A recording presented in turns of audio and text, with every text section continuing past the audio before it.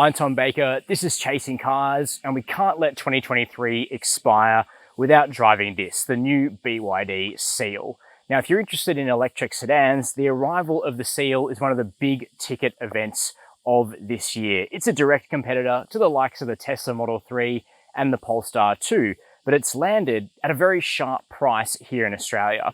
This one is the top of the tree. This is the Performance, which quite staggeringly, despite having almost 400 kilowatts of power, is about $68,000 before options and on-road costs, which is sharp. So can you possibly be getting a fully fledged sports sedan for that sort of money? I'm going to let you know in today's video. Also check out the interior, the back seat and the boot of the BYD Seal. We'll discuss the real-world range, charging and running costs of this vehicle, and then I'll give you my verdict and a recommendation. But before we get started, hit subscribe. Chasing Cars, honest reviews of your next car. Brought to you by Budget Direct. Jumping inside the BYD Seal, and the first thing you're going to notice is that this is much more like a conventional car than the new facelift Tesla Model 3. I think a lot of people will be comparing those two cars, and we will have a proper comparison coming out soon. Today, naturally, I'm just focusing on the Seal. Now, being the Performance, the top of the range version, this does have the most nicely appointed interior of the Seal lineup. However, all of the three grades have a pretty high level of standard spec, and almost everything you see in the interior of the Performance is actually replicated in the middle spec car, the extended range rear wheel drive, which I think might be the sweet spot of the lineup. So we're sitting on leather seats here with quilting, heating and cooling, which is critical. We've now gotten to the hot point of the year here in Sydney. It is warm today, so the ventilated seats are certainly appreciated. Genuine leather steering wheel, two on the middle spec and top spec versions of the Seal, and you'll notice we've got Stalks. So unlike the Tesla Model 3, which has shifted indicators and the like onto the steering wheel spokes, still very conventional here in the Seal. As is the technology in a lot of ways. The driver has their own display in this car, which is legible, although the graphics look a little immature in their sort of generic looking fonts, and I do wish you could put navigation or media here in the center, but it works well enough. And you have a huge 15-inch screen over here for all of your infotainment options. So you've got built-in navigation, Spotify, Bluetooth audio, but things like Apple CarPlay and Android Auto actually still require a cable, which is quite old school. Dual wireless chargers is good to see here. And I would say, as a whole, the interior feels decent.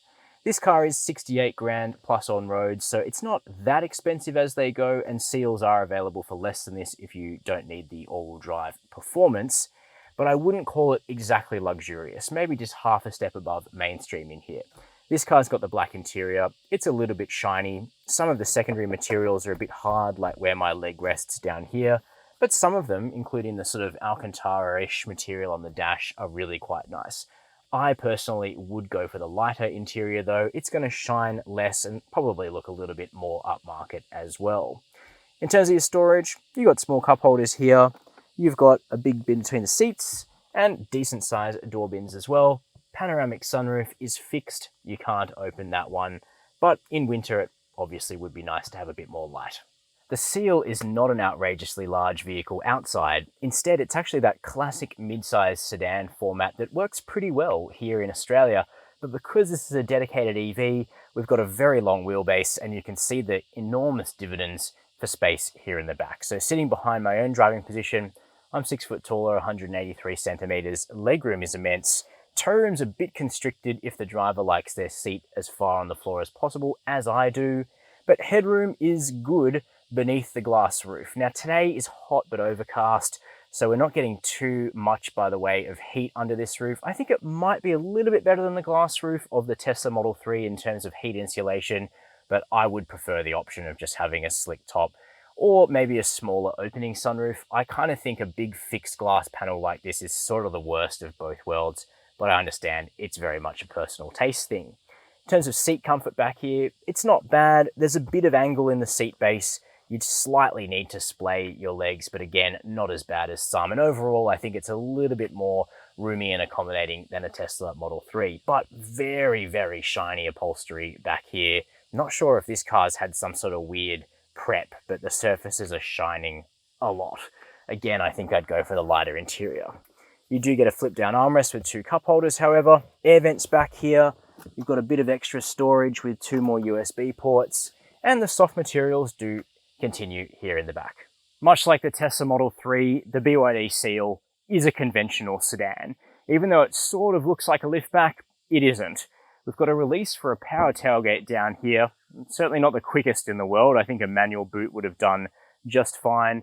But then that opens up to reveal a typical narrow sedan aperture, but a boot that goes back a long way. So from a practicality standpoint, it's not too bad. Here under the boot floor, you've got some extra storage space as well, bit of netting off to the left, and also your sub for the Audio sound system in this car.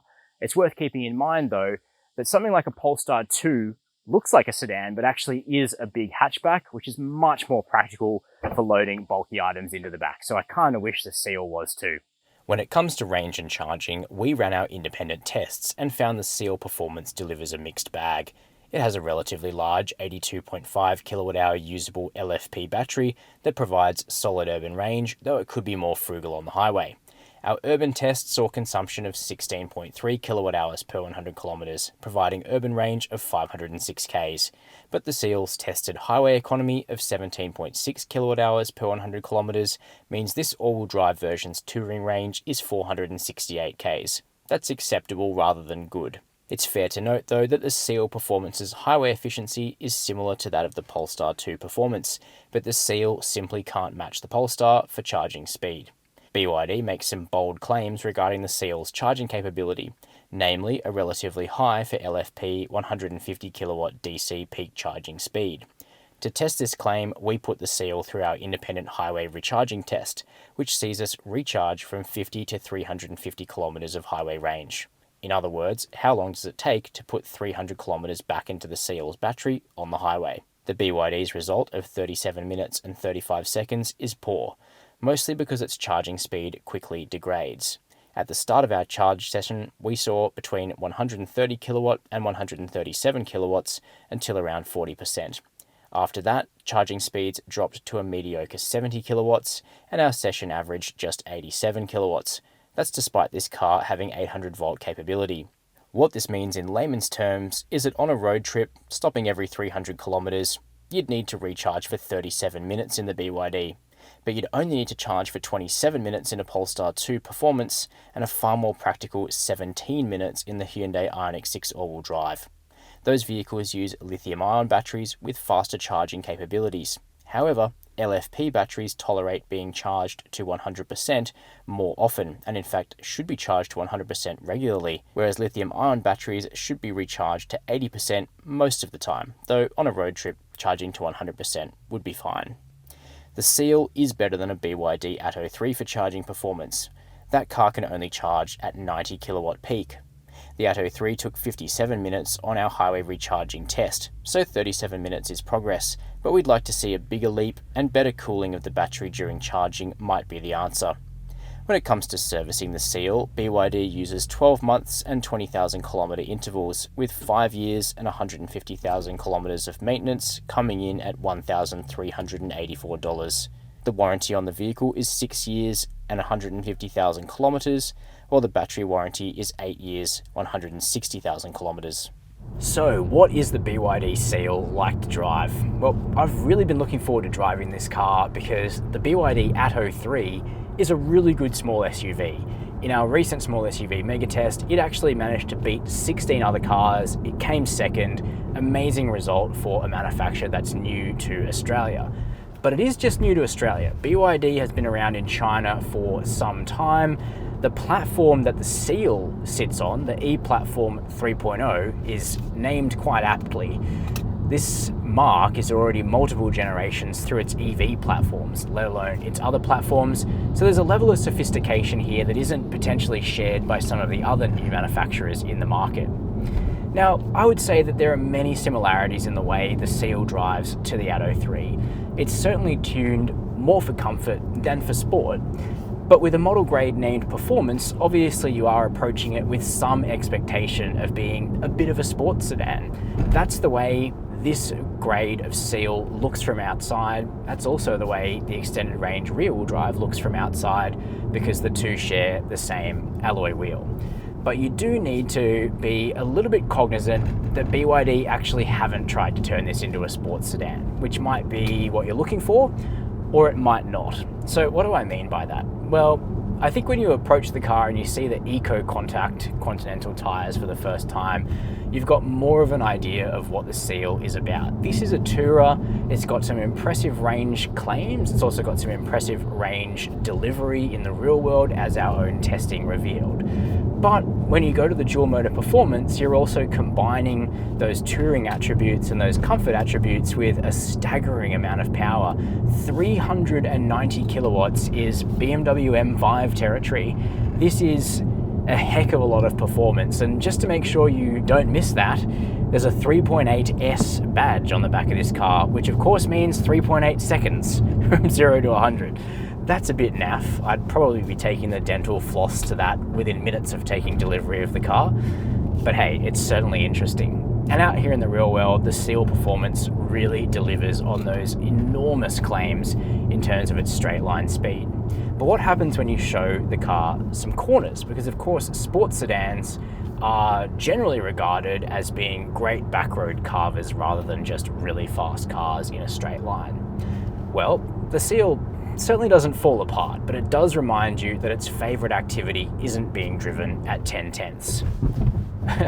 As that almost jump probably indicates to you there, the main culprit behind that is a suspension which has definitely been tuned more for suppleness and more for comfort, but it is lacking a little bit in the body control department. Why is that? Well, the car is a little bit underdamped, particularly at the rear end. What that actually means is that it's going to pogo a couple of times over more complicated and serious bumps. The sort of bumps which are pretty common on B roads here in Australia. So hit enough of those in a row and the Seal does become a little bit perplexed. Take the pace back a little bit though, and it's actually a very relaxing and competent tourer. Just don't grab it by the scruff of its neck and drive it too hard. If you want to do something like that, a vehicle like the Skoda Octavia RS at a similar price point is actually a lot more competent. Sure, it doesn't have 390 kilowatts of power, it has 180, but ultimately it's got much better body control while still delivering supple ride quality when you want it. Here in the Seal, you're getting enormous power in the dual motor all-wheel drive version, but the suspension doesn't quite keep up with some of the checks being written by the performance of the powertrain. All of that is really to say that I think the extended range rear-wheel drive version of this car is probably the sweet spot. The amount of power is much less, the efficiency is likely to be significantly greater than this car, but those sort of comfortable, laid-back virtues are going to be really well suited to the rear-wheel drive version. I think we often say that when we test EVs here on Chasing Cars. The all-wheel drive versions deliver generally neck-snapping performance just like this car, which is a real novelty and certainly what some people want. But so much of the time, these platforms, these suspension tunes, and just the general persona of the car really suits the two-wheel drive, rear-wheel drive formula a bit better. And I'm looking forward to testing that theory with the BYD Seal early in 2024 when I can get my hands on the rear-wheel drive version. What about the other attributes of this car to drive? Well, the brake's actually pretty good. The regen is a little bit weak even on its high setting, but the pedal itself feels reasonably natural to me. The steering though definitely needs work.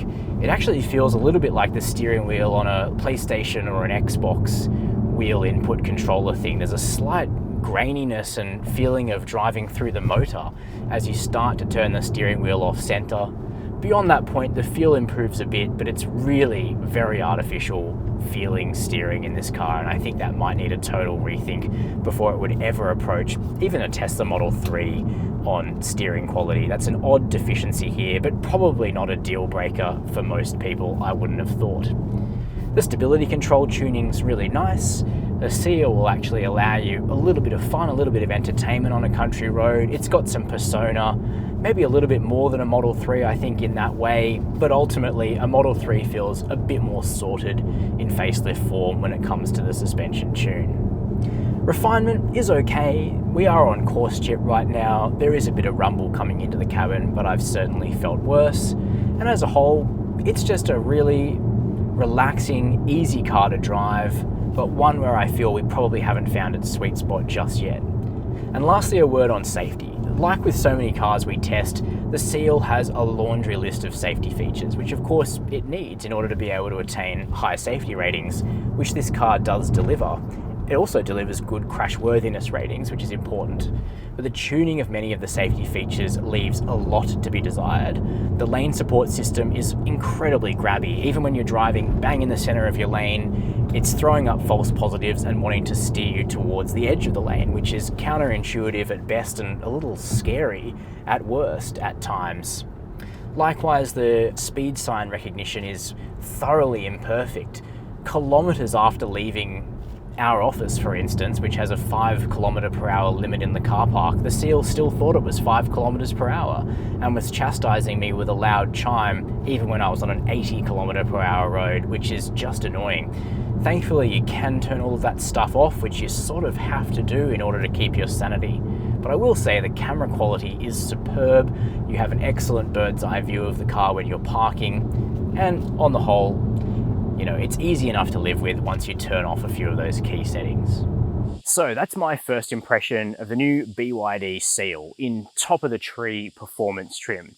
Frankly, I don't think the performance is going to end up being the sweet spot of the Seal range. It is devilishly fast, no doubt about that, but on its eco tyres, I don't think it's really trying to be a sports sedan, nor does the suspension feel perfectly resolved as yet. On paper at least, I think the extended range rear-wheel drive version of the Seal looks like it could be the sweet spot. I haven't driven it yet, so I'm looking forward to doing that in the new year so I can let you know if that's where you should park your money. At this point, I think the new facelift Tesla Model 3 Highland is a little bit more well-rounded as a driver's car. It's got a more settled ride. Its handling is similar to the Seal, but the steering in particular is sweeter. It is a little bit more expensive to buy, however, but once you compare things like servicing costs, the Seal and the Model 3 end up quite similar. Which one would you go for? Very keen to know your opinion, so let me know down below this video. While you're there, hit subscribe, hit the notification bell, and as always, thanks for watching Chasing Cars.